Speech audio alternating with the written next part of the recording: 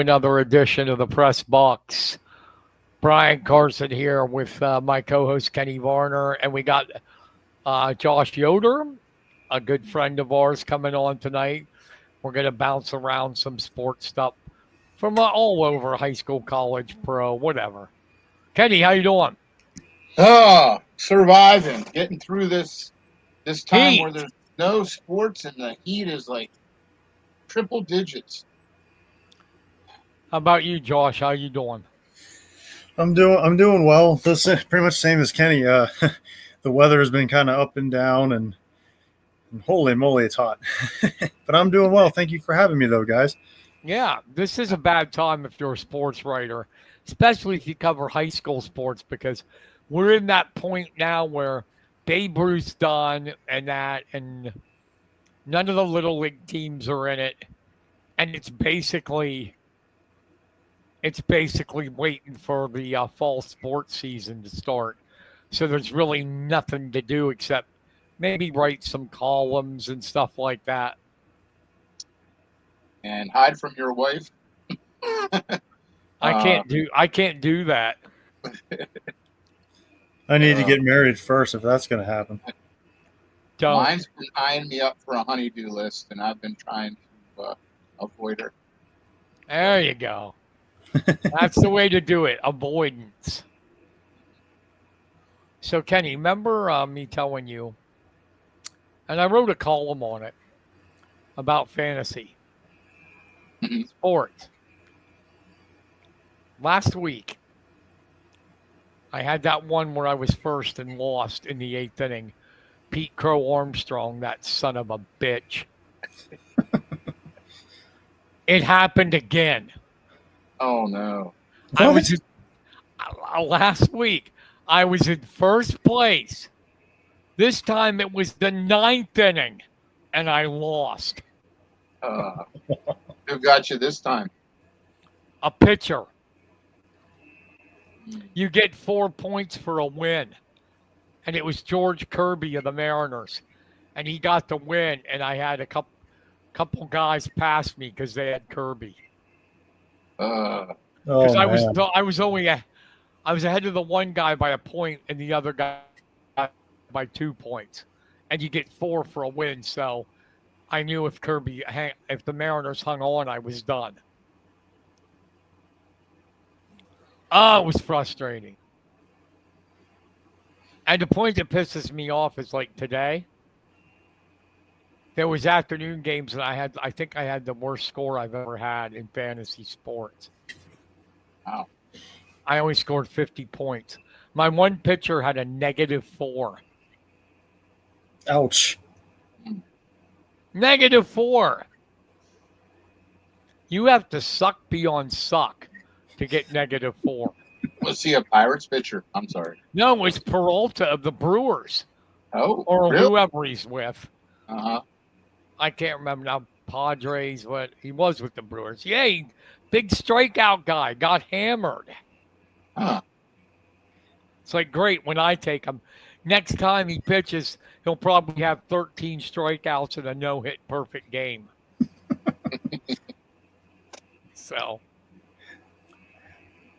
So what's Well, going on? And Kenny, we'll start with you. All right.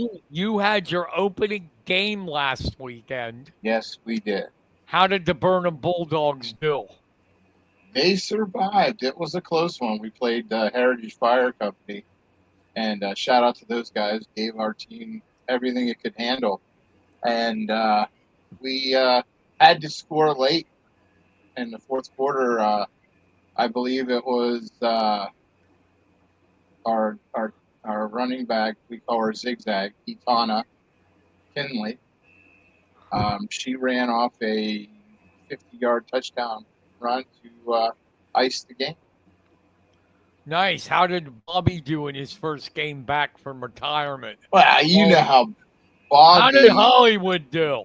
Bobby was not there. Bobby had Oh, previously every year he goes with his parents to Nobles Grove well, for that's a picnic, understandable.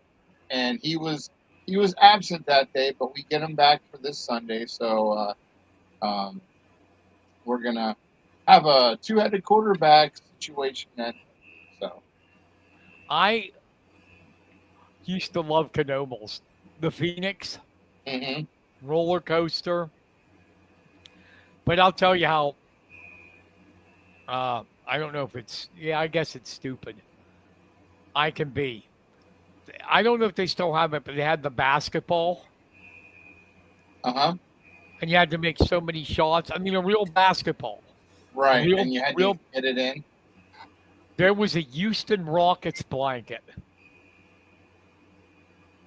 And I'm like, I want this damn thing. I got to have it. I didn't have, except for like some cards and that, I had no Rockets memorabilia or anything at all, or any bling. So I was like, I'm getting this blanket. I think I ended up spending more than the blanket was worth to win.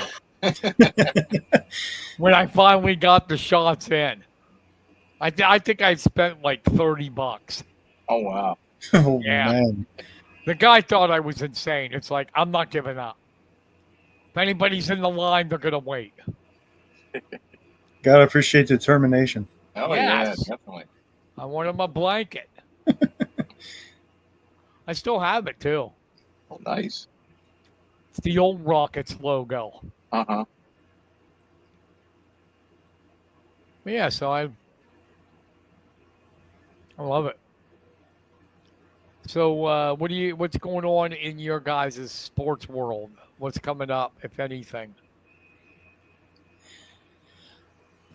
Well, Well. oh, sorry. Go ahead, Kenny. Oh no, go ahead. Go ahead. You're good.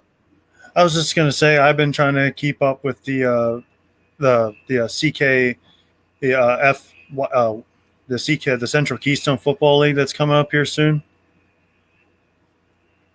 Oh, okay. Yeah, I wrote a little story, basically explaining the new rules and how the divisions are this year, which I didn't even know it changed until somebody pointed it out to me. So I went and reached out to the people there, and then they sent me a link to the website, basically with all the answers to my questions. So I basically wrote a story out of that, and it's an interesting change to the league compared to how it's been in years past. What Most are definitely. what are the changes? Well, they're no longer the Can't highest. tackle anymore. No, Exactly. You're right. Well, actually you can tackle still, but that's only in two different divisions now. Two out Oh, of the three. please don't tell me it's not football if there's no hitting. Well, there's three divisions. There's the pre-K and kindergartner division, which will be flag football, and then it will move up to pee-wees, which will be tackle, and then the midgets will be tackle as well. Oh, But okay. another changes will be the highest level you can go to now is you can go up to sixth grade, which is midgets. But once you go that, you got to go. Once you hit seventh and eighth grade, you got to go to junior high program and stuff. Gotcha. Oh, I didn't know if you were still allowed to say midget and peewee anymore. No, they still call them that. It's just different grades now. It's a pre-K and kindergartner for the flag football, and then pee-wee's like first to third grade, and then fourth grade to sixth grade will be the midgets, and then once they get past sixth grade, they got to move up to the Mifflin County stuff. Gotcha. So there really isn't that much of a difference, is there? Because No. I believe that the pre-K in that has always been flag. Am I right? No, it's been tackle. It's been tackle. Yeah, Okay. yeah. According to from what information that I was given during my story was, they were trying to get kids to help develop their bodies and understand the game first before they do tackling.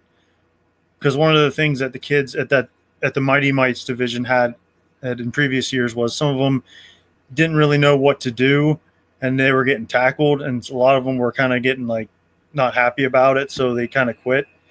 And so they figured, well, if the kids then can just do that, and then they can learn the game and then see how they feel, and then once they move up to the next level, they'll be more confident as they get into the tackling part of the football. Well, that makes Now me and Kenny are still developing our bodies. What about you, Ken? What's going on? Well, we're getting right in the middle of the special needs football season. Um, so been trying to get that up and running and going full blast. Um, trying to take it easy because I know this is like the calm before the storm. So I've been writing a column here or there, and just kind of taking it easy because I know what's. I got all my previews for the Sentinel and Lockhaven Express, and I've got 12 previews I have to do by August 20th. So, Well, I thought I was insane. I'm doing 7. oh wow, Yeah, Anthony gave me all the Mifflin counties.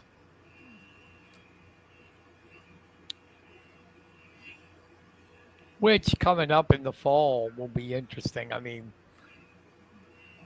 I think you'll agree the main story in the fall is going to be the new stadium. yeah, Kenny, didn't you already write a story about them completing it? If I'm not mistaken. yeah, about the upcoming and the like getting anxious and everybody's like, this is like people's Christmas, you know.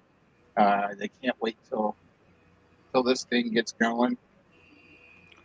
But I'm just saying, I don't know who's going to cover the Mifflin County home opener. Mhm. But you better have something on the new stadium. Yeah.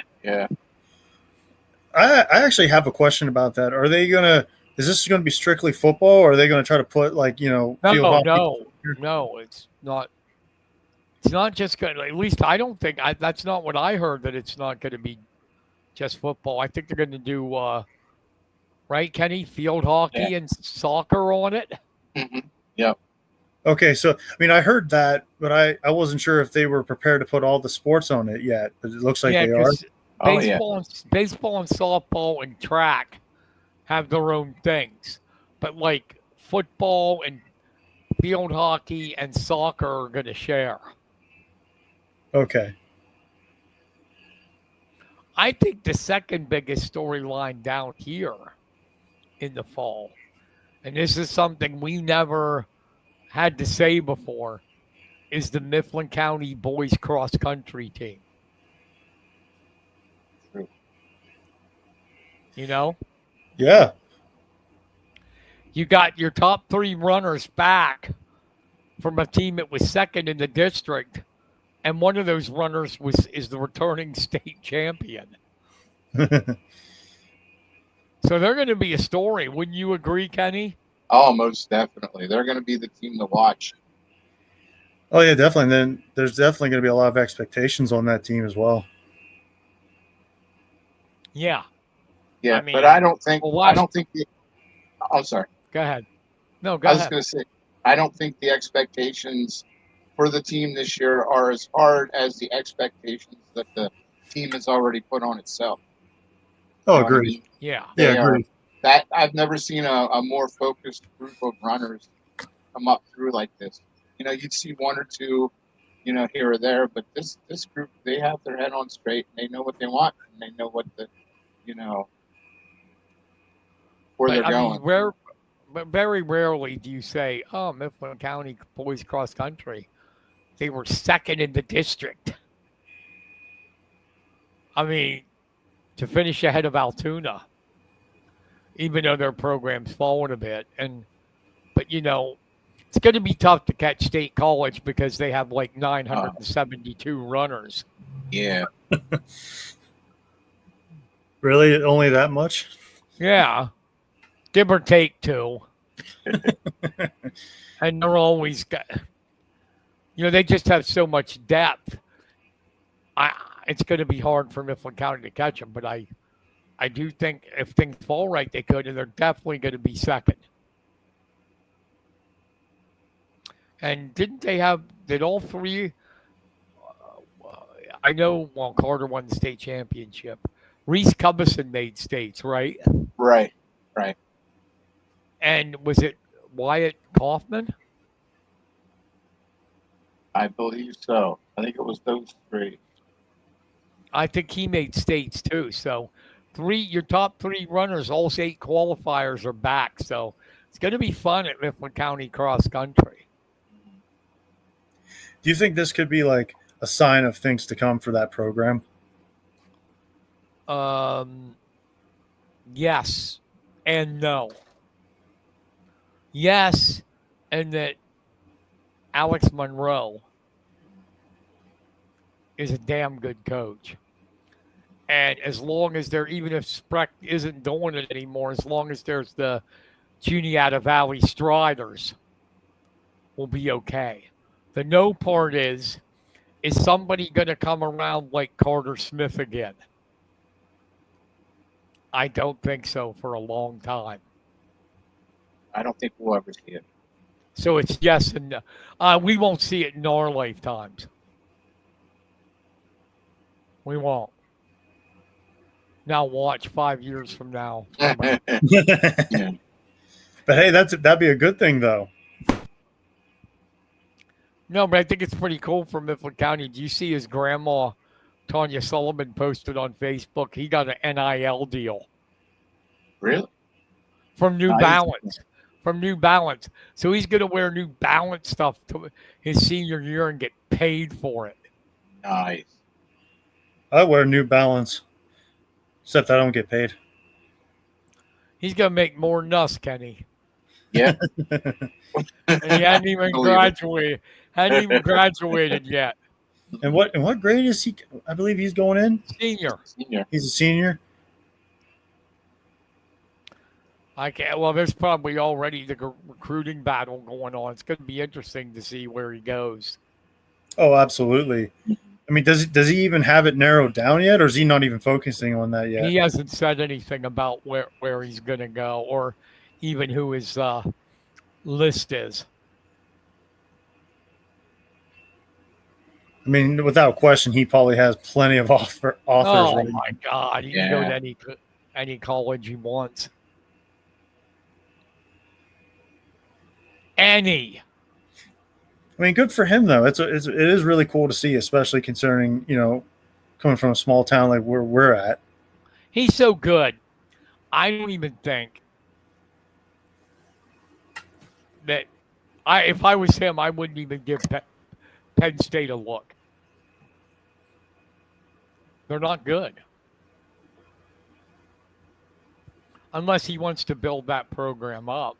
I mean, then go. Yeah, which is not necessarily a bad thing. No, but it depends if maybe he's like Ciccolini and doesn't want to stay near home. She went all the way to Missouri. Yeah, her and her sister. Because Skylar's smart. She went there because, I forget what her major was now. Missouri was one of the top schools for it. So she based it, besides athletics, she based it on academics too.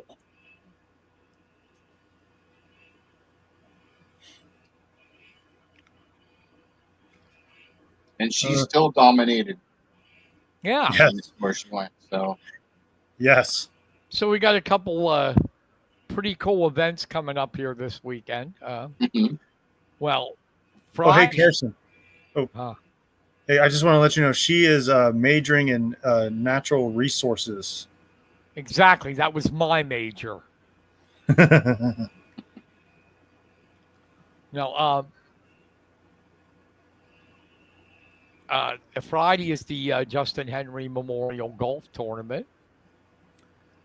Over $300,000 they've given in these 20 years since Justin passed away. This is year 21. Wow. Can you believe that, Kenny? We knew him. Mm-hmm. Can you believe he's been gone 21 years? That's crazy. That is mind blowing. I mean, he was playing when I was little, and I never heard of him, and then sadly he passed away, and that's really the first time I really got to know about him. He was a guy that you could be, in a good way, completely jealous of. Besides athletic ability, he was like, what, Kenny, 6'3", maybe? Yeah. 200 pounds or so. Great. And I know Great in football, great in basketball. And you hear my wife in the background? a little bit. And really good looking.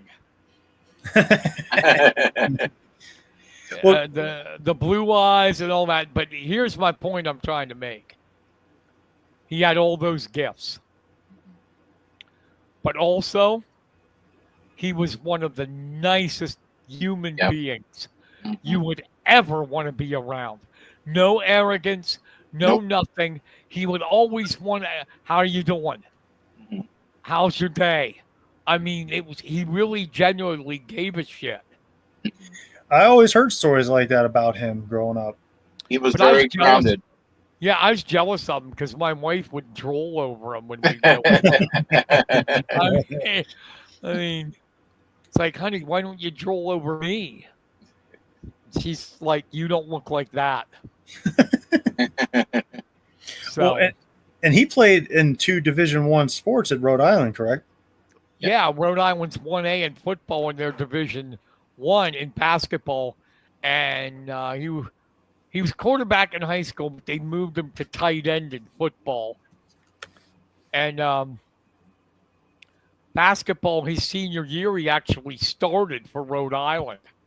D1. That's pretty good.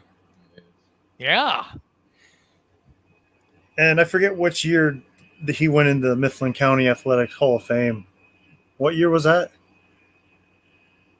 I think it was the first year. I was going to say, I think it was, the opening year.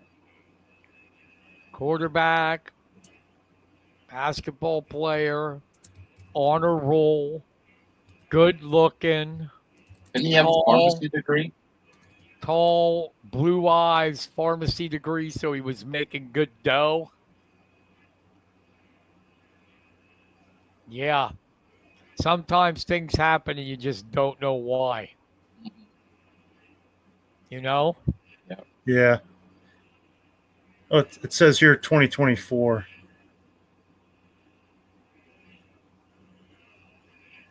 Okay, so that would have been second year. But yeah, no, and I'm trying to remember, wasn't he was struck by lightning? Yes. Down in the Outer Banks in South Carolina, I believe, is the Outer Banks, right, Kenny? Yeah. So. Freak accident. Freak. Struck by lightning. And it was very traumatic. Aaron was with him, Aaron Gingrich. They were best friends. Aaron actually saw him get struck. Wow. Yikes. Yeah. And then him and Marv Henry, Aaron and his parents started this scholarship fund and this golf tournament, and they have a 5K run. Because I wrote a story about it the other day, got in the paper, I think it was Tuesday, and his motto was, "It's a sunny day."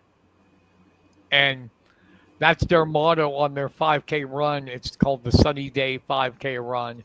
I don't know if the kid was ever depressed in his entire life. And just I call him kid because he was only 27 when he passed. And it was a big loss. It was. Do you remember, Kenny, the viewing in that? Yes. I was just going to say that. At the high school? They had to put it in the high school gym. There was so many people, Josh. Holy mackerel. Yes. The line was incredible. It was amazing that he touched that many people. Well, with all the stories I've heard, I can't say I'm surprised by it, though. Great guy. Great person.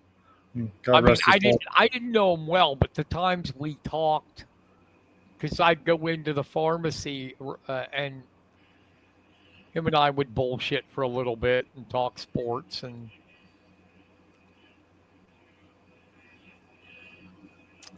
then the other event, get away from the sad part. Oh, wait, before I do, I got to congratulate, and I hope I remember their names. The scholarship winners were Riley Hine, Grayson Haynes, Wyatt Yoder. Damn you, Carson. Don't forget the other kid.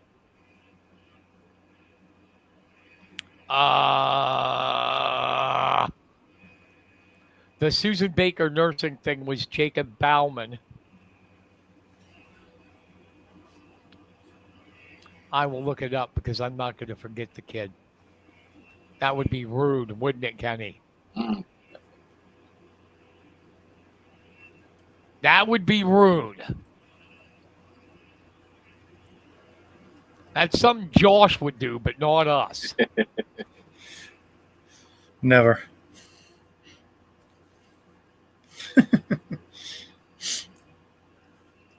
But there was, they do 4 scholarships, $2,500.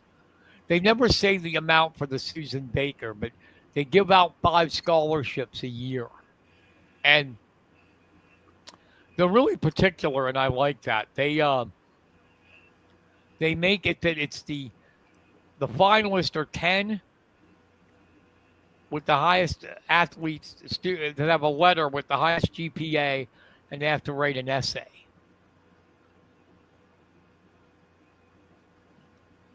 And it's pretty cool. I do say myself. No, it's not a bad idea at all. No, it was a great idea. There we are. I found the story. It is, and I'm sorry, dude, I forgot your name. Brendan Knorr. Sorry, Brendan. But that's awesome, isn't it? Yeah, congrats to all of them. Yeah. The other big event on Saturday, always fun. Kenny covers it. The Wrangle in the Wild. This is the 5th installment of Wrangle in the Wild. Last year's theme was bringing back Lewistown Panthers from the past. This year it's Indian Valley. And what Trent and Hayden, yeah, we'll just call them Traden from now on. For both of them. What Trent, Hayden, and Joey Bender, the founders, have done is pretty cool. I think you'll agree, Kenny. Oh, definitely. It's gotten better every year. Just when you think it can't get any better, they do something and add more stuff to it. Yeah, it's one for everyone that even if you're not a diehard wrestling fan, go out and just love seeing the past, the present, and the future wrestlers. Get on the mat and wrestle it out. What I love the most about this event is just like you guys said, how much it's grown, and you talk about how time flies. Like this is the 5th time they're doing it. And yeah, and there's diehards like that. I love wrestling. I'd go to see wrestling if it was if they wrestled in a pigsty. I'd go see it if I could. But one of the I got to bring him up. Mike Robinson Sr., my buddy, 58 years old, is going to wrestle at Wrangle. when was the last time he wrestled? He did some older stuff, but he graduated in 1984. Geez. My parents were married. He was second in the state for Lewistown. Lost to Dave Morgan of Westchester East in the finals. I remember it. I was there. Not as a sports writer then, as a fan. And, came in second, but just last year put in the District 6 Hall of Fame. He deserved it. Another guy, and I know Kenny will speak for me, an amazing human being. I have never heard that man say anything bad about anybody in my life. Nope. And I love it. One for the old men, huh, Kenny? 58. Yes, definitely. Yeah, and he's been doing a lot of coaching, so I'm sure he's still grapples now and then down at the Man, junior high level. if you're out at the right time, Mike jogs almost every day. Wow. He's in great shape for his age. Hey, But Kenny, wrestling, and he'll say that, wrestling is different than being in shape. I am glad that the wrangle, the periods are only 2 minutes. 2 minutes. well, and Kenny, I actually wanted to ask you. You said he still helps coach from time to time. Does he go to the Mifflin County wrestling club down there? Yeah, well, let me tell you what he did for a career. He was the junior high coach at Lewistown, and then for a while at Mifflin County for years. Then he was the head coach at Juniata High School. And now he occasionally helps out with the youth. So it never left him. He stays. If you know his son, Chubb. Chubb was a great wrestler for Lewistown, his boy. But it's in his blood. You can't get it out of his blood. No, and Now, I forget who's he wrestling again? He's wrestling Toby Yorks, who was an East Juniata kid. Now, Toby's getting up there too, but he's not like Mike. Toby's about 45. It's nice to see somebody wrestle in a grade before you graduated. Who graduated before you? Yes. There's still hope in life for us to. Well, there's no hope for me. No hope for me, but Mike and I graduated in the same year, 1984. Oh, wow. Yeah, so he's old.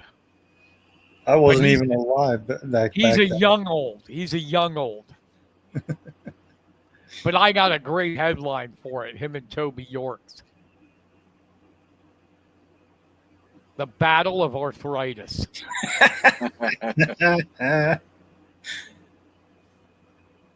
I'm sure they'll appreciate it. Do you see the main event, Kenny? No. Oh, my God, it's a good one. Remember Andrew Wirt? Yeah. He was a Lewistown kid, but transferred to Central Dauphin. Mm-hmm.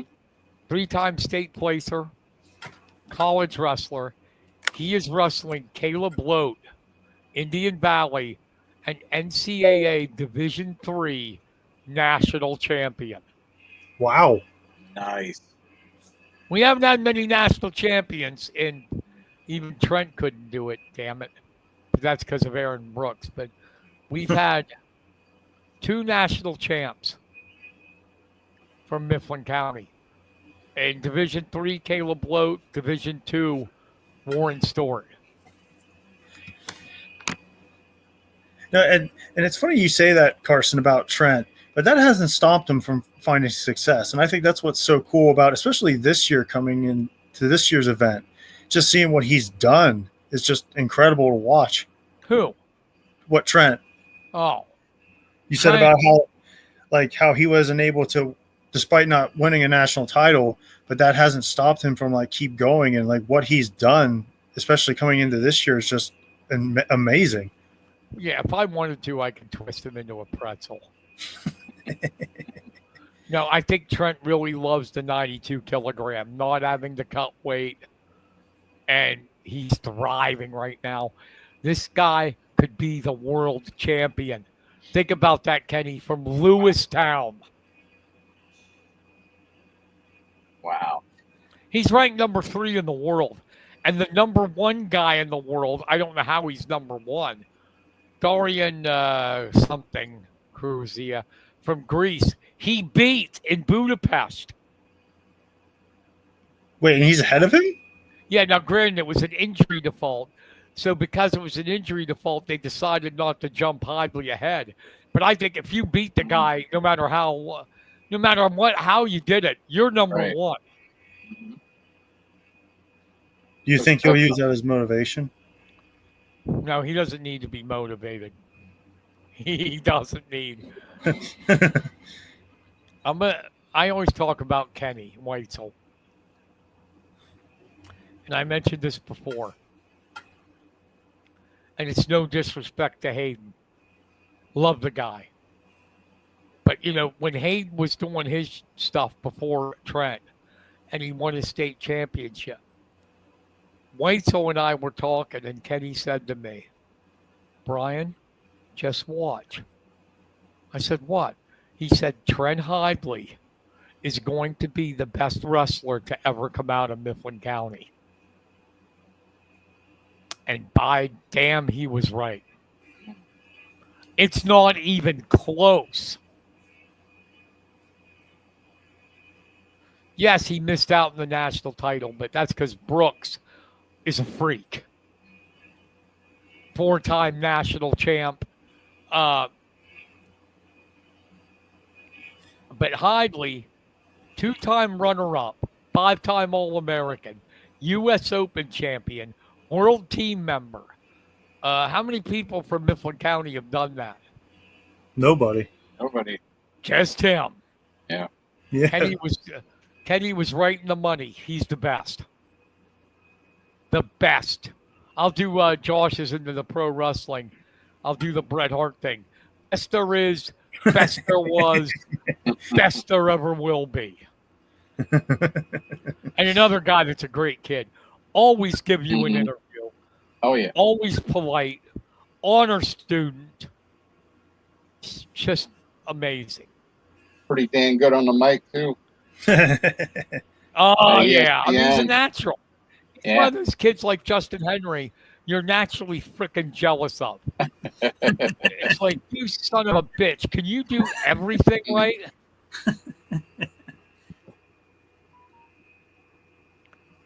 No, man, but it is really cool to see it. I mean, and like you guys said, Trent it just seemed like he's a really good kid, and just see what his 2025 has just been an incredible year to watch. We always have one of our regulars is the great Ed Stewart, and if he's on, he gave us a thumbs up. Ed, is Warren related to you, Warren Stewart? If you're still on, let me know in the comments if he's related to you. Warren went to Liberty, and back then they were Division II, and he won the national championship. I believe it was at 142 pounds then, the weight class. And he is, I loved it. I did an interview with him. And, he's been away for so long because he lived, after Liberty, he lived down there in Virginia. And we forget about this, right? And he started laughing during our interview. And I'm like, what's wrong, Warren? And he goes, I just haven't heard that Mifflin County accent in a long time. And we don't know we have it.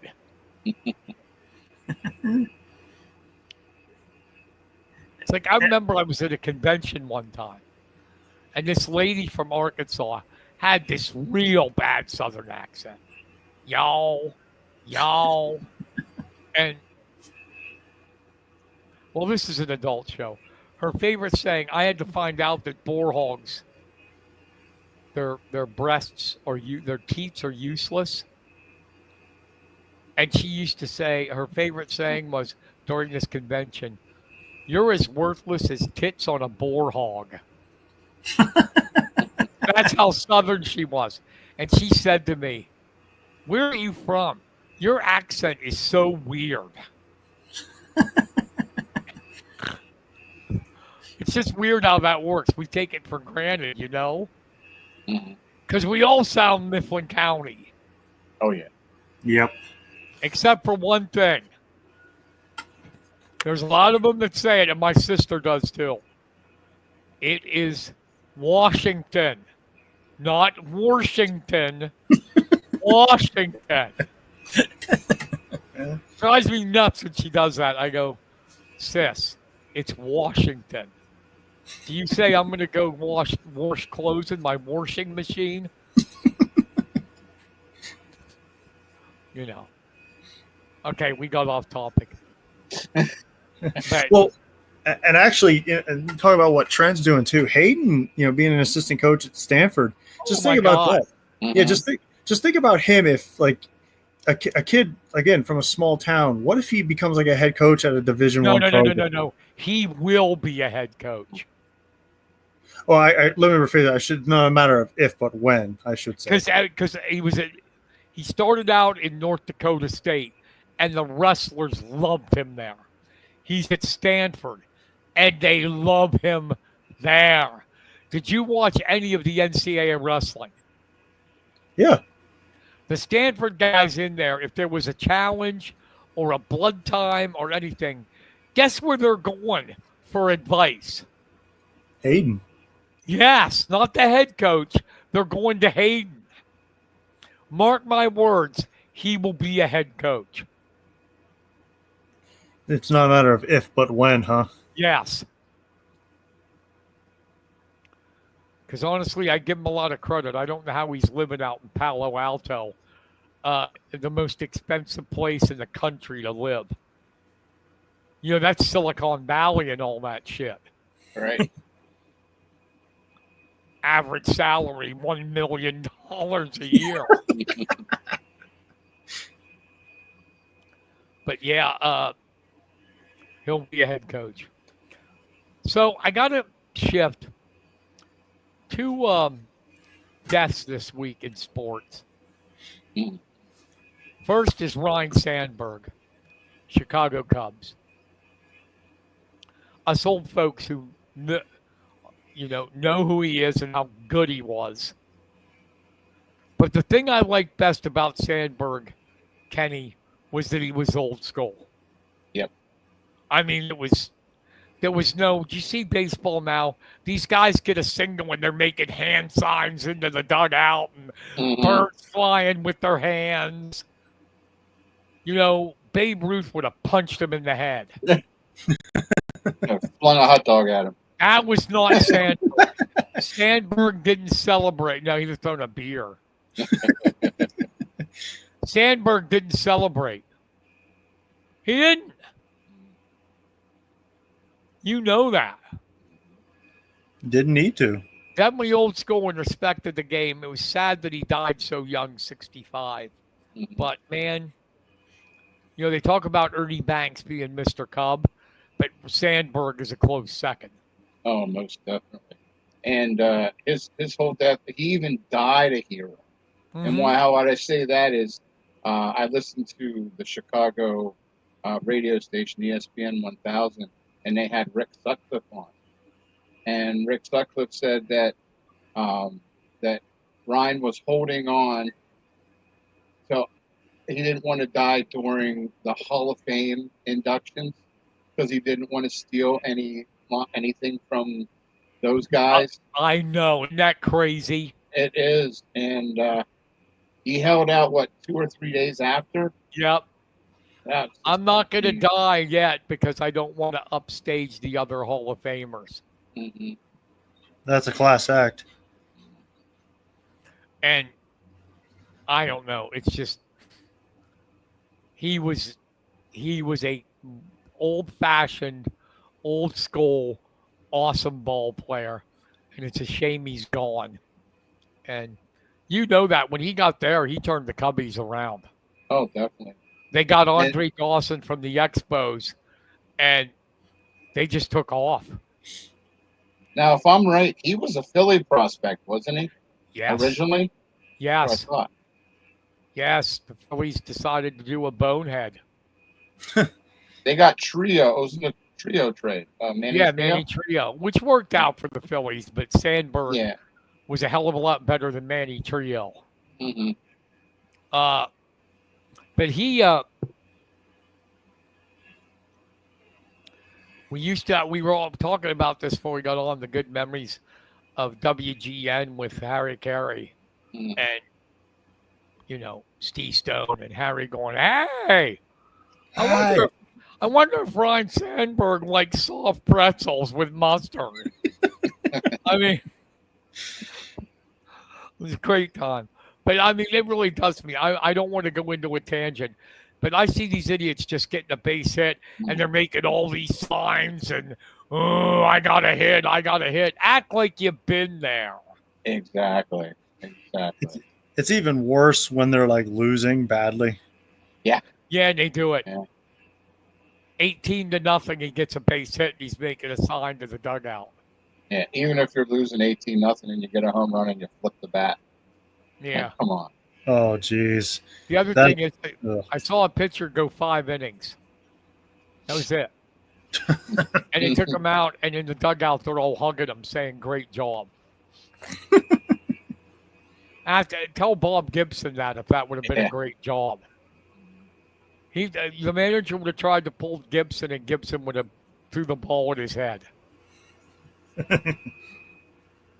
But yeah, so. And Sandberg, that was a good Hall of Fame speech. Huh. Kenny. Yeah. Yeah. Definitely. The other one, I mean, you got to mention him, Hulk Hogan. Yeah. Me personally, I didn't think he could wrestle at all. He stole a lot of superstar Billy Graham's gimmicks. Agreed. He only had a leg drop and that stupid thing where he put his hand to his ear to get the crowd going. Mm-hmm.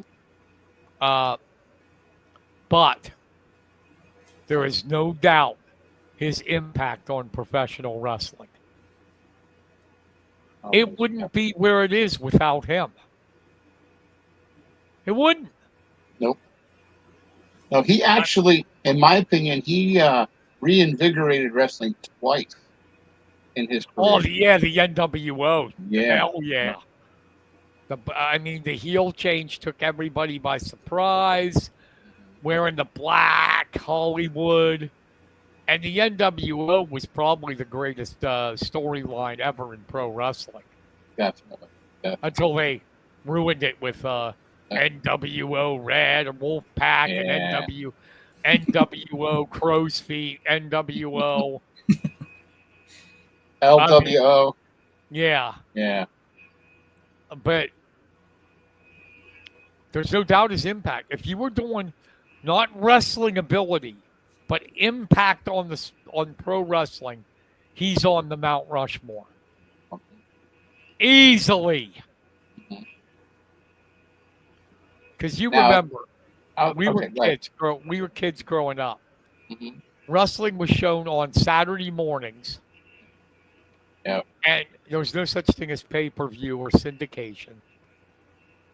Wrestling was shown on Saturday mornings, and except for Madison Square Garden, their big event was like maybe 6,000 seats at the Johnstown War Memorial. Mm-hmm. Hulk Hogan took it to 88,000 at the Pontiac Silverdome. That's his impact. Yeah, exactly. The red and yellow. Say your prayers. Take your steroids. Eat your vitamins. But there's no doubt. What are your thoughts, Josh? Well, he certainly left an impact on professional wrestling. Obviously, there's some people that, when I first saw Hulk Hogan, he was part of the NWO when I first saw him. And I was a fan of Sting as he was trying to chase him to, going into Starrcade at 97. Literally a whole year, Sting didn't wrestle or even talked. And him in the NWO was definitely something fun to watch.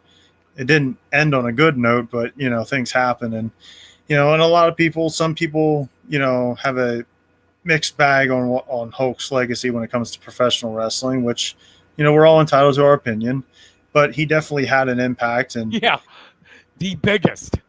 I mean, I agree with you. He had no ability at all, but his impact, it changed wrestling. Wrestling went from 6,000 seat venues to like 80,000. It went to Monday Night Raw, syndication, pay-per-view, all because of him. Yep. and Vince McMahon Jr. And like they say with everything, timing is everything. And if you remember, they had such a vanilla champion in Bob Backlund.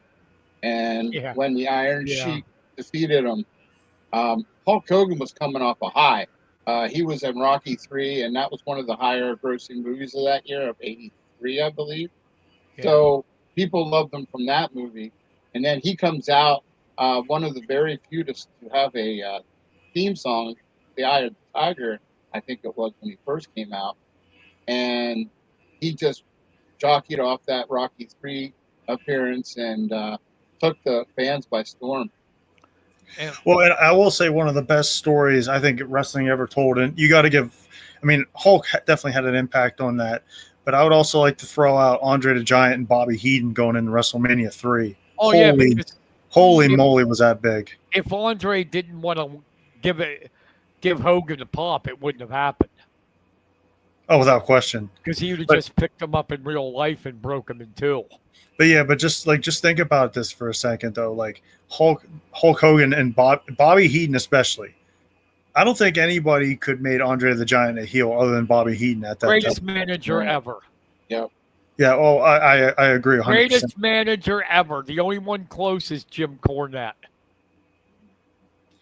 I do like Cornette. Cornette can be Cornette quite- is just like Heenan on the mic. Oh my God, he said things sometimes that would have me He still does. laughing so hard. You should have heard some of his stuff when he ran Smoky Mountain. I did. But yeah, I agree. But Hogan told a good story about that. He said he went to Andre the Giant and like, are you sure about this? Me beating, because Andre didn't get beat. No. About me beating you, and Andre was cool with it. Yeah, I think it was, I forget which documentary it was, but they talked about that. And Hogan was like, thinking about it all day. He's like, what if he changes his mind? What if he changes his Right. mind? And then finally he went up to Andre, and Andre told him to write down exactly what he wants him to do. And then Andre called for it, and then he slammed him. And besides that, Andre knew his health was turning to shit. Yeah. Oh, He knew it. He knew it. He could barely walk. Yeah, because of his size, he kept growing. yeah, he He had couldn't stop him. He had that acromegalia. Yeah, it was. You ever? I'm just out of curiosity. Did you guys ever watch Andre's documentary? Yes, Mhm. Oh my gosh, that was so sad. the way he could drink beer was amazing. Mhm. But it just, oh God rest his soul. I But just felt so bad for him. I mean, and Hogan wouldn't have made it without McMahon. Mhm. He wouldn't have. And Piper. Yeah, whether McMahon's a piece of crap or not, the guy made wrestling. Mhm. Made it. They definitely needed each other. That was, I think Kenny kind of put it best. The perfect 'Cause- storm. Because McMahon, oh my God, he disagreed with his dad like crazy. His dad, when he ran the company, wanted these sweet American hero kind of guys, clean cut like San Martino and Backlund. And I saw Vince say once, Junior, he begged his dad to keep superstar Billy Graham as the champion because it was backfiring. He was a heel and he was starting to get cheered. And no, McMahon Sr.'s like, nope. It was down to him. Did you know that? It was down to Backlund or Steve Kern, who was going to be the WWE champion. Steve Kern, all 5'3" of them. Yeah. But they decided on Backlund, and then as soon as It worked. he sold the company to Junior, Junior's like, goodbye, Backlund. Iron Sheik, and we got Hulk Hogan from the AWA. And that was history. Well, it's funny. It's funny you say that too, because he actually was in the WWE before, and he asked because since his last name was Hogan, they wanted him to be like kind of like an Irish hero because the McMahon family came from like Ireland. So, but he didn't want to dye his hair red. So he said, "I'll just be like a blonde Irishman." Well, he started out in the Mid-South. Yeah, He was using his real Terry the Boulder Belay, and that didn't last long.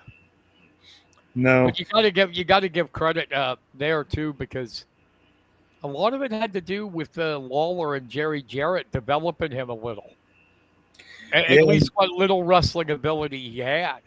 But why would you stay in the Mid-South? Because Lawler was co-owner of it, and he'd make himself champion every freaking day. Mm-hmm. Yeah, you could lose it and keep it for a week, and then I'll get it back. Well, to be fair though, like Lawler could make anybody look good, and I think that's what he was trying to do. Yeah, he was good, but Yeah, he made Andy Kaufman look Andy. good. Andy, all you got to do, you want to know how to cut a promo. Go look at the old Andy Kaufman before the Lawler match when he's talking to the Southern people about what a bar of soap and toilet paper is. This is a bar of soap. That's how he starts it. This is a bar of soap. You wash your body with it. Oh, they hated him down there. This is toilet paper. And, Lawler said about him, he was gay. He loved wrestling. He was game for everything. He wanted him to get hurt. Andy said, like on TV, I want pretend I'm injured and get an ambulance to come in. The crowd will love it. And Lawler goes, there's, the promotion didn't have a lot of money. He's like, Andy, we can't afford an ambulance. And he said, I'll pay for it. And they did it. It was that girl. Remember when he was to lead up to Lawler fighting him, he was wrestling women. Yeah, he's the greatest intergender wrestler ever. Yeah, and beating them. And they had this one woman pal drive him. I can't remember her name. Big black chick. And she pal drives him, and he wanted the ambulance.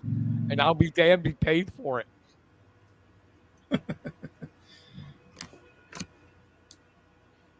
But yeah, so Hogan's impact was crazy, and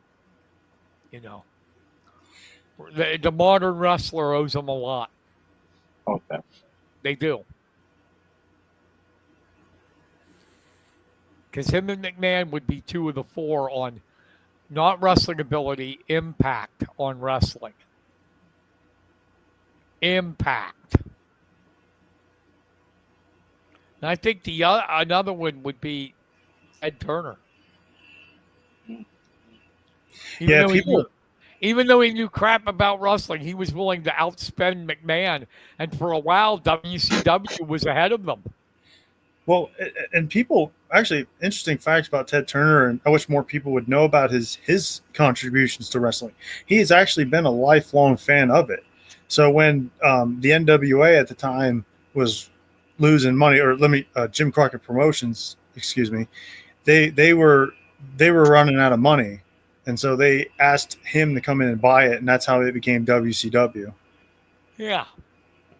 But he had an impact too, and then my other one on there would be, God, there's so many, but I think Ric Flair had a big, just like Hogan in WWF as it was, or WWF, was the same way with Flair in the NWA and the WCW. Well, I would also, believe it or not, and that was another one where he had help, because Flair said it. Harley Race was one of the meanest mofos around in real life. And it was Race, who was the champ, who went to Crockett and the NWA and them and said, this kid's good. You need to make him the champion. And they did. Wasn't it Starrcade? Yeah, Starrcade. Yeah. Okay, well, that's my thoughts on Hogan and his Well, impact. And Uh, well, well, sorry. Go ahead, Kenny. oh, I was just gonna change the subject for we were talking about people who made an impact and just recently passed away. We actually had a local person that was one of the pioneers uh, of aquatics, and probably a lot of people will know her because probably a lot of people learned how to swim from her. Um, let me, uh, Jackie Bowersox, longtime member of the YMCA. She probably taught about 70 to 80% of the locals that are still around how to swim. She was very, very popular. She helped with Special Olympics, and yeah, just an all-out great person. Dedicated her life to the youth and to special needs. So awesome. she will be missed. She was Not that 89. she. I meant awesome what she did. Not that she Mhm. died. Right, right. But yeah, yeah, just inspiration. She dedicated her life to other people. Very unselfish. So she taught you how to swim, huh? Oh yeah, yeah. Back when the old YMCA was that small uh, dungeon of a pool, where I don't know if you remember Brian going back swimming. It was like Yeah. it was right by the the wrestling pit where you guys Yes. would go down into. Yeah, it was dark, dingy, but learned how to swim there, and she was one of the first ones to teach me how to do it. So, See, if I'd have taught you how to swim, I'd have just thrown you in and said, swim or drown. well, now I float, so with all this fat, so I'm good with that now. There you go. You're buoyant. That's Don't say right. fat. Don't say fat. Say you're buoyant. Yep. And thoughts and prayers to her, man. Yes, definitely. Thank her for everything she's done for everybody.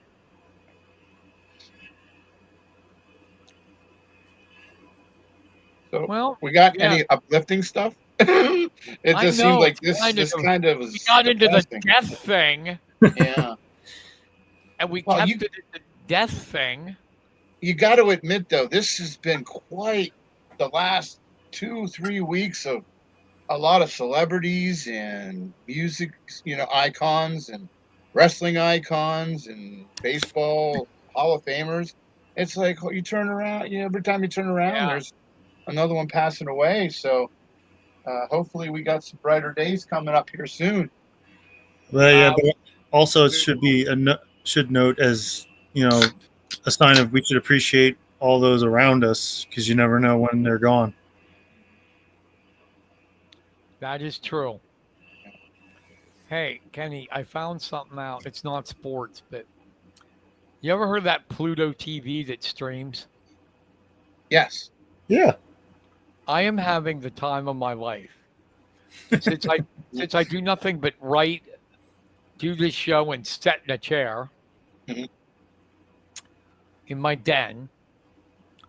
Pluto TV has these channels called Classic TV,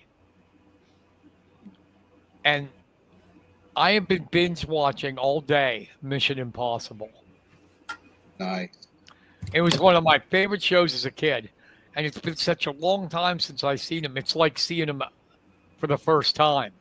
Mm-hmm. And the music and everything, I've been binge watching. I love it. I love it. It's so good.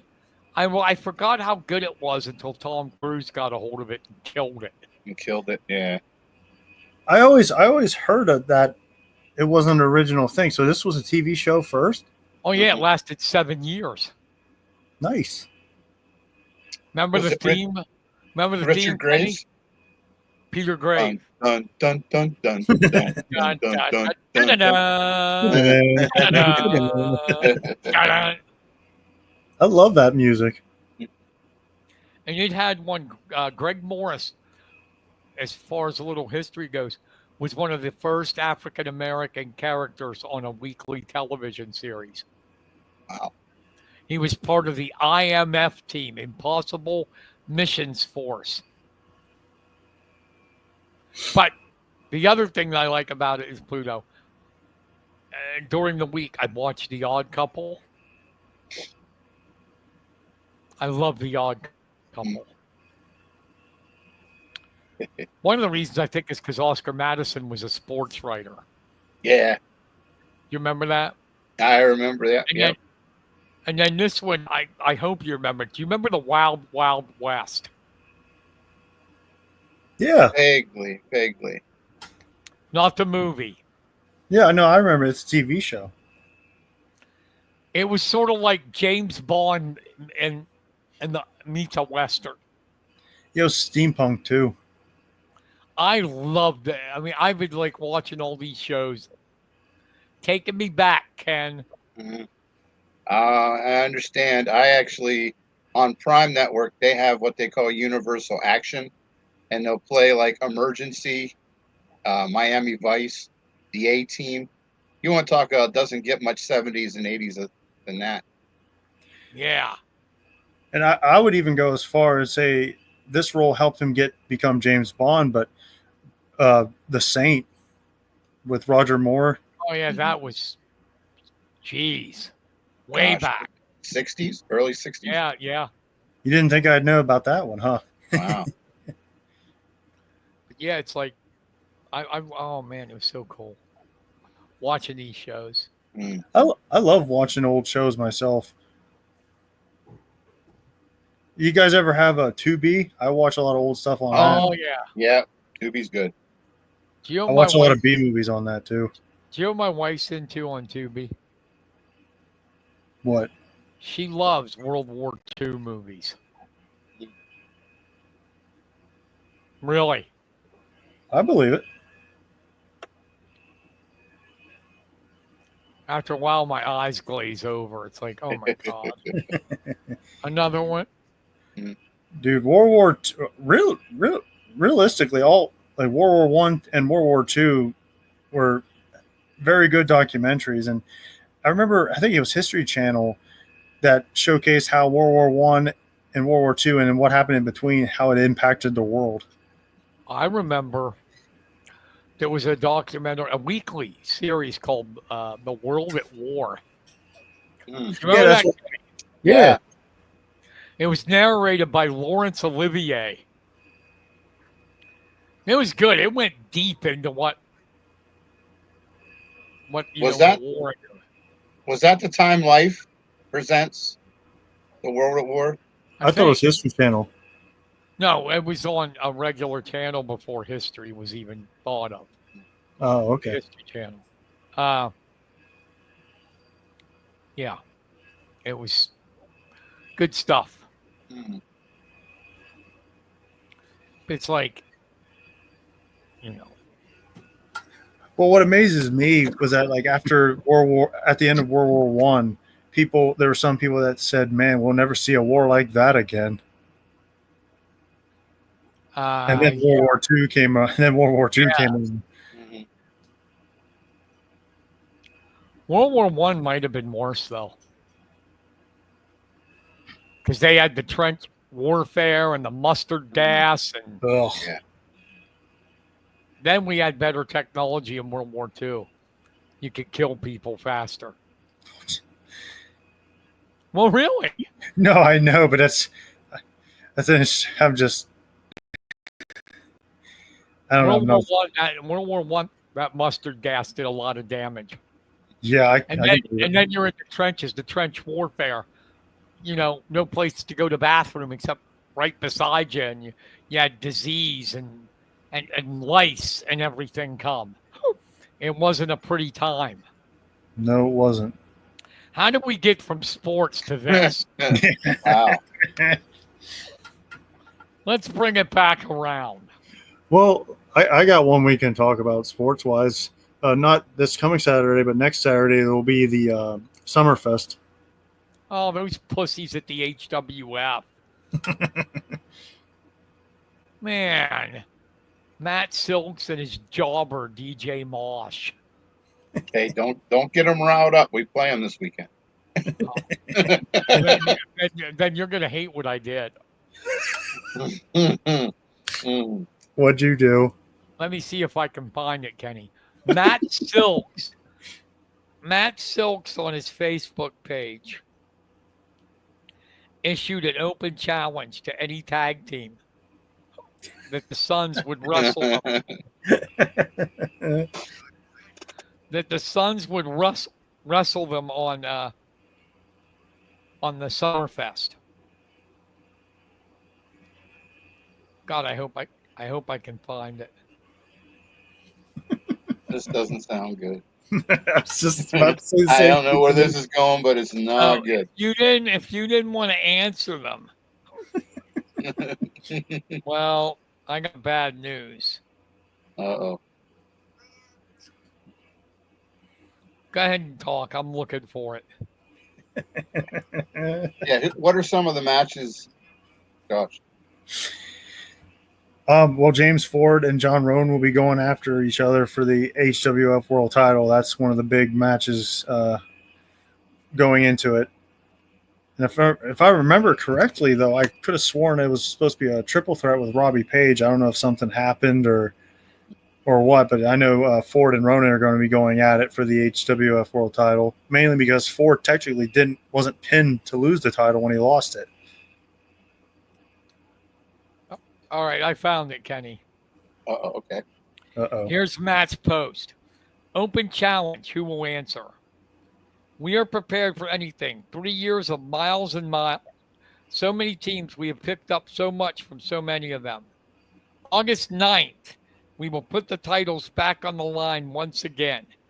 We are actively the longest running Honorary Wrestling Federation tag team champions.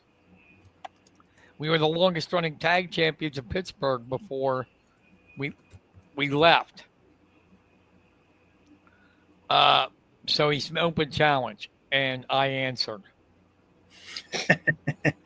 I said to Matt, the fat bastards will answer the open challenge. You and your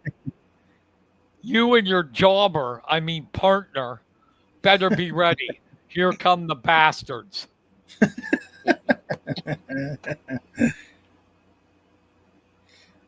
I'm not. He didn't answer me. What's your fit? Did you guys even come up with it? Sorry. I'll go ahead. I was just going to say, did you come up with a finishing move yet, Carson? I don't need one. He's going to look at me and run. His jobber, DJ Moss, is just going to lay down and let Kenny pin him. But yeah, he didn't answer me, Kenny, so I don't know. He might be pissed. He might be pissed. Great. So be prepared. You could still beat him. We got a like from Richard Boozle. Nice. Boozle. Thank you. And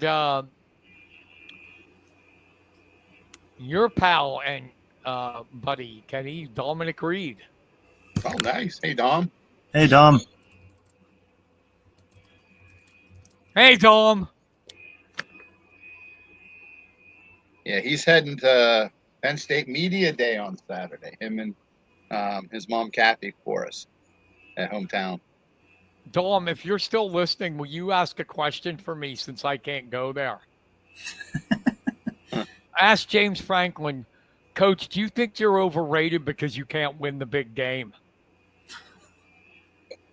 There goes our credentials. Yeah. Do you wish you could be like Ryan Daly at Ohio State?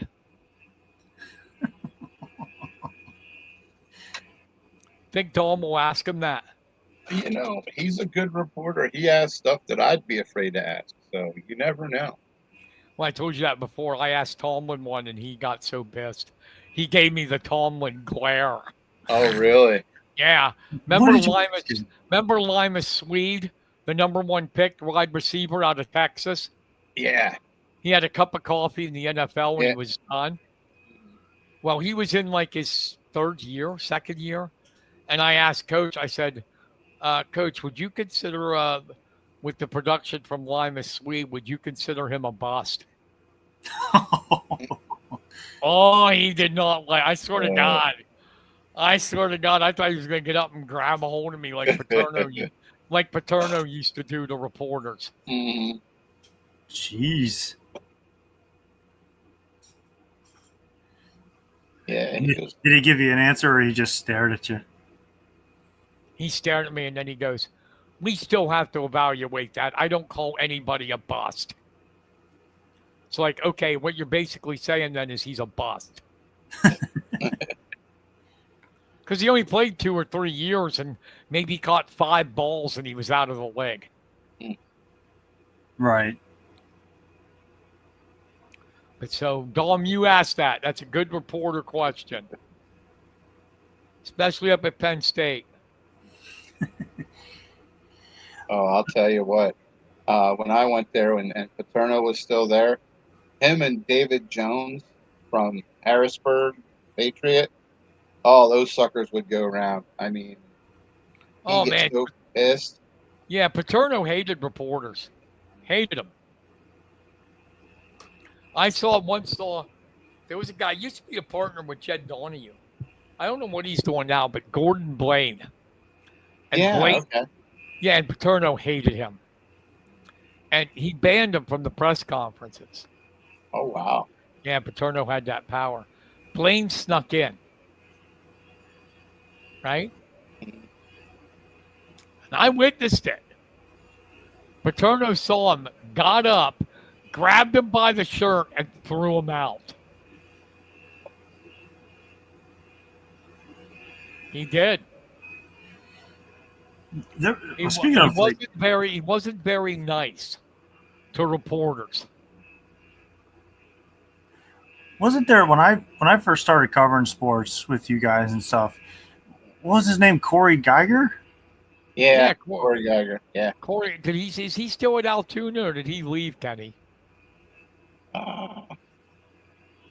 I think he went on to do more stuff radio-wise. Okay. I believe. I was just wondering because I never met him personally, but I heard some stories that he wasn't well liked. Well, some of the things he asked was like, really? Yeah. You know, it's like, oh, why is this even important? You know?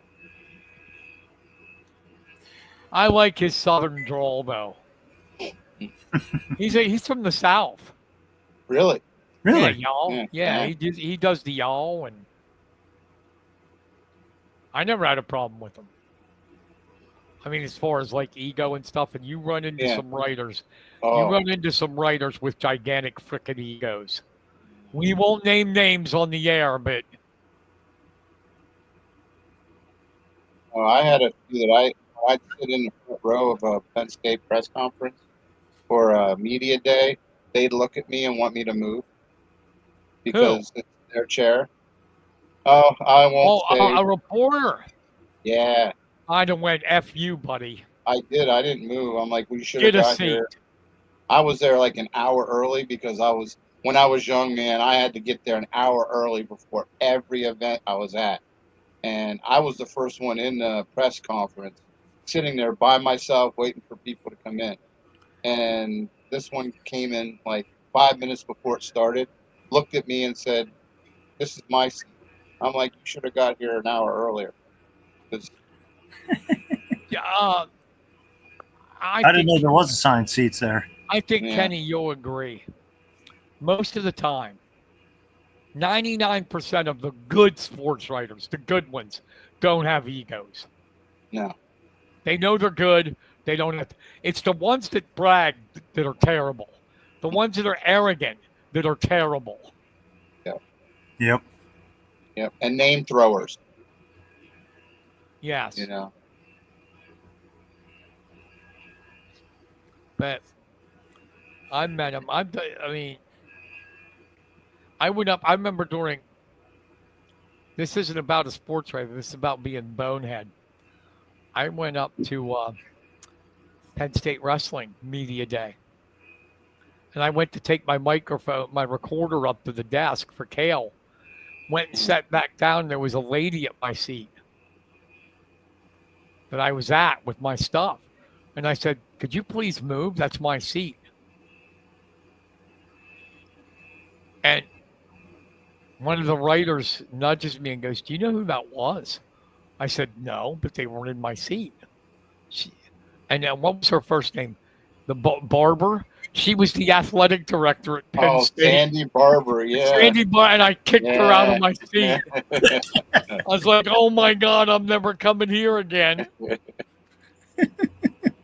I apologize. I apologize. She said, that's okay. I was in your seat. I did a boneheaded thing my first media day. That wasn't my first. That's the bad one.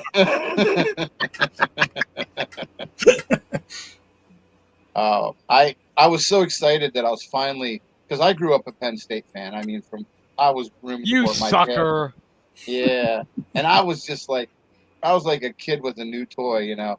So I got into the stadium for the first time onto the actual Beaver Stadium football field, and I saw a guy that I thought was just one of the workers. You know, it wasn't anybody important. I said, "Hey, can you hold my camera and take a picture of me by the goal line?" And he looked at me strange, and he goes, "I guess I can."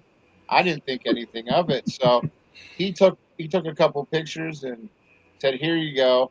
And I went into the media room, sat down, and here it was Tim Curley, the athletic director for Penn State at the time. God. And I'm like, oh shit. Oh my God. No way. Oh, So, yeah. Dude, I'm too nervous. I remember, Kenny, when you first offered me to go to do a Penn State story for the media day. I felt bad because, you know me with my anxiety, I just felt so awkward. Like there's all these media people around, way more experience. And here I am just sitting there shaking. Like I look like a complete idiot, but don't want to do anything bad because I don't want to cause any issues with anybody. Do you know what my favorite thing about Penn State Media Day was, football? What's that? They feed you. Yes. Yep. They feed you. It's like, awesome. That's my favorite thing about Pittsburgh Steelers training camp. My God. The Steelers are one of the only teams that lets the media eat with the players and coaches. Wow. And their food, believe me, they have good food. They have filet mignons and all this crap. I was like, oh my God, here comes 10 pounds. Well, speaking of the Steelers, Carson, since you mentioned them, how do you think they're going to be this year? No good. What about you, Kenny? I think they're actually going to be a surprise team. I think they're going to do well. I think their defense is going to be good. Their offensive line sucks. They have no running game, and Aaron Rodgers is an old man. Really. They should have tried in free agency to get a younger quarterback or keep Russell Wilson. Rodgers is going to be 42 years old, and if you look at it. Uh-oh. Oh, okay. I guess there must be a Steeler fan that works for StreamYard. So, yeah, as he was saying, Aaron Rodgers is going to be a model of himself. He's going to have an. That's weird. Year. I got kicked out of my own stream. It just all of a sudden I just got kicked out. StreamYard must have a Steeler fan on there. Yeah, hell with you, StreamYard, if you like the Steelers. But I'm sorry, what were you saying, Kenny, when I chimed in? No, you were saying about Aaron Rodgers at 42. And you can't just blame, he was with the Jets. There is games last year where he looked like dog shit. And not fresh dog shit, the kind of dog shit that turns all white after years. Tell us how you really feel, Carson. I don't know why I know why I hate the Steelers. They beat my Rams in a Super Bowl. 79. And I hate the Patriots because they beat us twice in the Super Bowl. And I hate the 49ers because it's just so much fun to hate the 49ers. Well, But I don't know why. I don't know why I am like I am. I love Penn State wrestling. Penn State football, I wish they'd lose every game.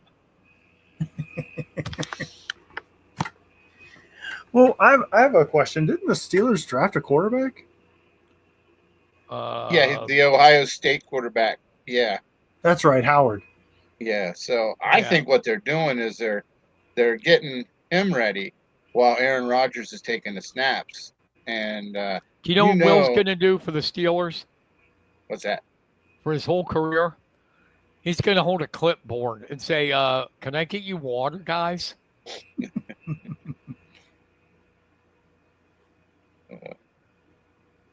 Oh, and speaking of Ohio State, they're on Penn State's schedule this year, and Jim Knowles just recently signed with Penn State as their defensive coordinator. It ain't going to matter. That's going to be an interesting game. They can't beat the Buckeyes or Michigan unless it's some kind of luck. Well, I don't know. I don't know. Do they get Oregon this year? They got Oregon and Ohio State. That's actually their whiteout game is against Oregon. Well, that's another one to watch out. Now, Oregon is a powerhouse. They are going to be a threat in the Big Ten every year. Especially for as long as they have their head coach there. I know one team isn't. UCLA. We're going to spend our time hoping to, UCLA is going to spend their time hoping we can get a win against Rutgers. So we don't go winless in the Big Ten. Well, you would think UCLA would be a nice place for people to go in the Big Ten. You know, warm weather. It used to be when Terry Donahue was there. But unfortunately, he passed away a while ago. When he coached UCLA in the 80s, we were a top 10 team every year. Every year. Now, we are that white forming on the dog shit.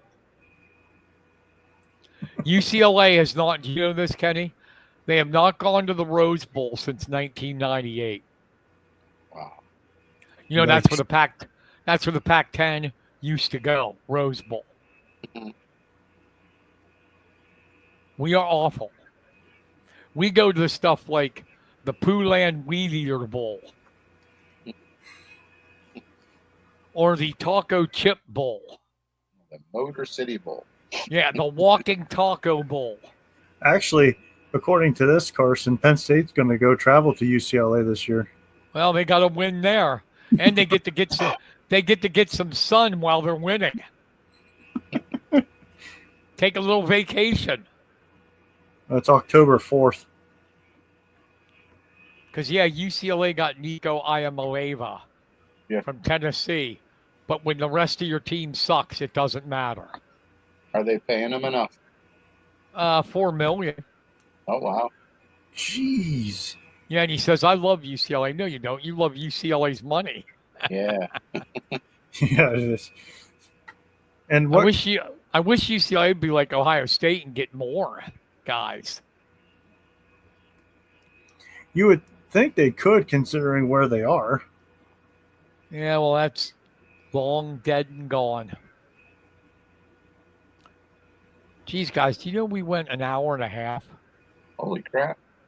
I just now noticed that myself. Yeah. And there's people still on with us. I can't believe it. Nice. I'd have left a long time ago. As soon as I started talking about the dog poo. Yeah, the white crusted dog poo. and World War II and all the deaths in World War I. Yeah, this has been a very depressing show. I know. I mean, I'm sorry. I mean, I love talking to you guys, but holy heck. It was a lot of deaths, huh? Yeah, we got to get brighter days ahead here. And I'm sorry, but I forgot. I got to mention one more. One more death. Okay. Ozzy Osbourne. Oh yeah. I was a giant Black Sabbath fan. I love Black Sabbath. When I heard them as a kid, I honest to God got chills. Because nobody sounded like that. And you know, young kids always want rebellious music. And that was it. It was like, oh my God. Oh my God. Oh, and also, I forget his real name, but he was the son on the Cosby Show. Yeah. Oh, Malcolm Jamal Warner. Yeah. Oh, what a sad wave for him. Here we go. More death. Sorry. But he did save his 8-year-old daughter. He helped keep her Yeah, alive. that's good. Yeah. But yes, it was like I heard. Did you ever hear Black Sabbath, the song? Yes. It's like one of the spookiest songs ever made. Well, you know what inspired the song, right? Yeah, the movie with Boris Karloff. Well, that, but also I'm talking about. That's how they got their name. Yeah, but I'm talking about the song itself. Like I think Geezer said about his personal experience with the occult. Yeah, Geezer's a weird bastard. But it was like good bass player. But yeah, they took their name from a Boris Karloff movie. It was Tony Iommi's favorite film. And they weren't Satanists, even though they sung songs like it, to make people think they were. But this song is like, Kenny, if you haven't heard it, it's like the most evil song ever made. And it's like Ozzy half singing, half talking, how this black figure visits him at night. And my brother bought the record. It's the first Black Sabbath record. Played that, and I was like literally scared and had chills at the same time. It was so good. Wow. And I'm like, wow. But yeah, and Ozzy, his 2 albums with Randy Rhoads, classic. Yeah. Classic. I mean, look how many times at sporting events Crazy Train is played. Mm-hmm. Well, to be honest with you, I'm surprised when it comes to. I mean, don't get me wrong; the people they pick are really good too. But when people talk about greatest guitarists, I don't really hear Randy Rhoads' name too often. He is. He died young. He was only. Yeah, he was only what, 25? Yeah. And the real guitar players will tell you he's one of the greatest. Mm-hmm. I remember them being magazines going, "Is this guy better than Eddie Van Halen?" Who can forget that iconic pose of Ozzy holding them up in the air? Yeah, because Randy was a little guy. Mm-hmm. He was only like 5'4". He knew how to shred a guitar. I mean, do you remember his solo? did. And do you remember his solo, Mr. Crowley? Holy moly! Yeah. That was amazing. Flying Ooh. High Again. Mm-hmm. Just incredible guitarist. The other thing you got to admit, nobody had a voice like Ozzy. It was unique. Well, it was, and also another thing too that people forget about when it comes to metal. When metal first started, it wasn't always the growling and like the screamo stuff that you hear today. No. Ozzy was a blues singer. Hell no. It was stuff like Black Sabbath and the bluesy crunch of AC/DC, and Led Zeppelin would sometimes get really hard. Yeah, and Ozzy was a blues singer too. Like if you listen to him singing, and then you go back to listen to some like blues songs, you can see the similarities in the way he sung. They invented heavy metal, but they didn't invent the sound. They turned the sound up and tuned the guitars down, and that's what made heavy metal. But to me, the heavy metal sound was created by Cream. Remember them? Yeah, I mean, Eric Clapton. You listen to them in the 60s and Clapton's guitar. Sunshine of Your Love, White Room. That is heavy guitar. Eric Clapton's one of the best guitar players ever. Yeah. So, Wiz, did you ever hear of Fast Fingers Kenny Varner? He's a shredder from Shredville. Only if it's shredding cheese. There you go, baby. All right. Do you got any shout outs, Mr. V? I don't know since there's nothing going on. No, none today. It's been real quiet on the Western Front, as they say. Okay, so we spent over an hour and a half depressing people. We'll try.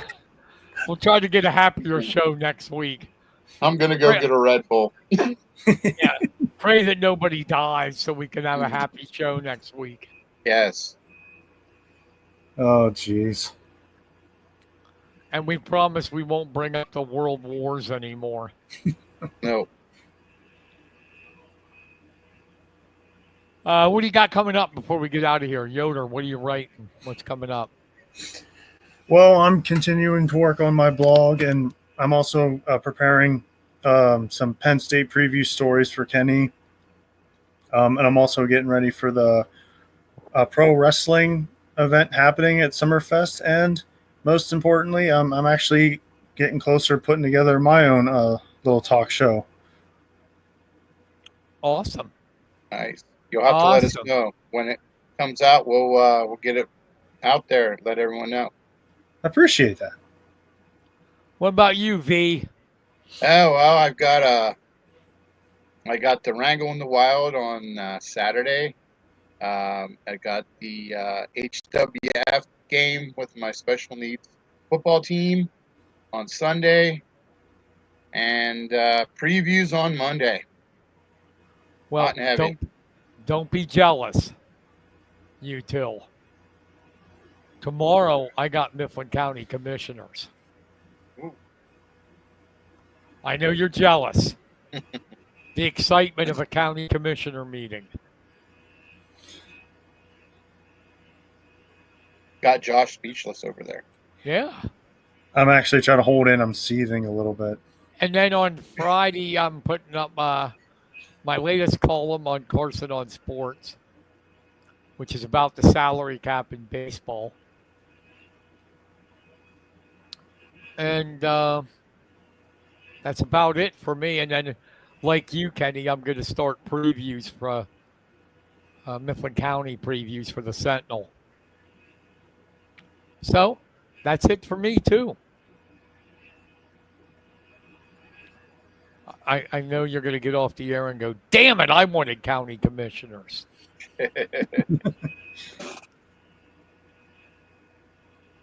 If it's going to get me out of work around the house, yeah. Definitely. There you go.